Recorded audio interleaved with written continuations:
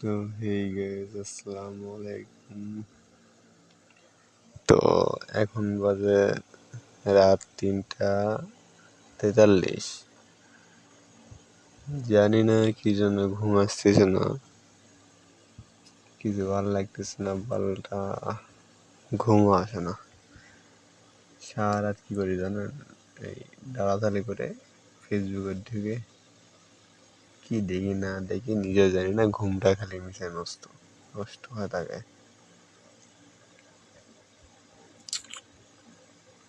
সে